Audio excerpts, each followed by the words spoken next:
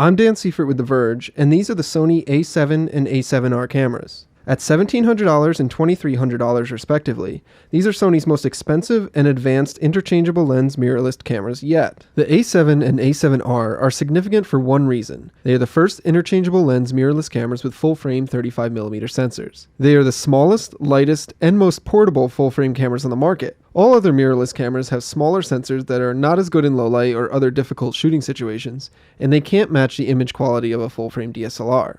As the adage goes, the best camera is the one that you have with you, and it's a lot easier to have a smaller camera with you more often. For many, that means a smartphone, but smartphones don't offer anywhere near the image quality of a proper camera. Sony's managed to make two cameras that aren't a chore to lug around, and can hold their own in nearly any photo situation. Both cameras clearly come from Sony's NEX line of mirrorless cameras, only they are slightly bigger and have a few more dials and switches on them. They are also similar in appearance to the RX1 fixed lens camera. Physically, there aren't really any noticeable differences between the A7 and the A7R, save for the tiny badge on the upper right of the camera. Both have 3-inch tiltable displays, high-resolution electronic viewfinders that look absolutely great, sizable rubbery grips, and enough buttons and dials to satisfy even the most demanding photographer. Both cameras are also solid and well made and feel worth their price tags. Inside is where the two models differ, as the A7 has a 24 megapixel sensor and the A7R has a 36 megapixel chip. The A7 also has a faster autofocus and continuous shooting speed, but other than that, the two cameras are almost identical. They also feature built-in Wi-Fi and Nfc for pairing to an Android or iOS smartphone, and can shoot 1080p video at 24 or 60 frames per second.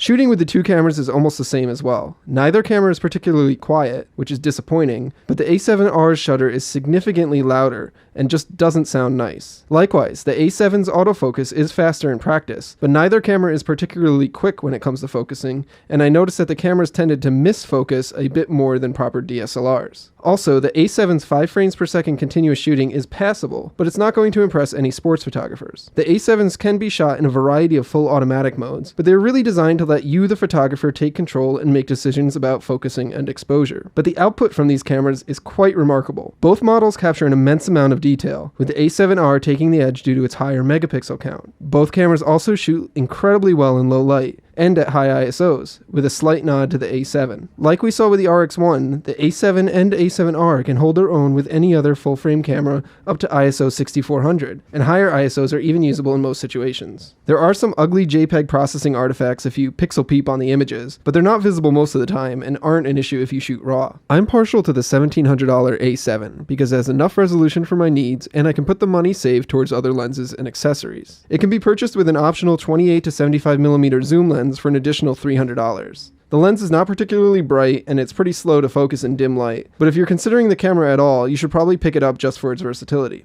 Both cameras shoot well with the zoom lens, but they really come alive with a fast prime, such as the 35mm f2.8 or 55mm f1.8. Autofocus is much quicker, and the image quality from a prime lens is almost always better than with a zoom lens. The A7s aren't perfect, and they do succumb to some of the trappings of other mirrorless cameras, namely poor battery life, I tapped it out after only a few hundred shots, slow autofocus, and limited lens selection. But you can't ignore the incredible image quality they offer that has been previously reserved for much larger and more expensive cameras, and can't really be touched by any other compact mirrorless camera on the market. With the A7s, Sony's managed to defy expectations when it comes to the laws of physics and what you can expect from a compact camera. It's clear that Sony thinks this is the future of photography, and there's a good chance that in a few years, the big bulky DSLRs of today will be mere relics of the past and limited to very specific specialties. It's a taste of tomorrow's photography that you can get today.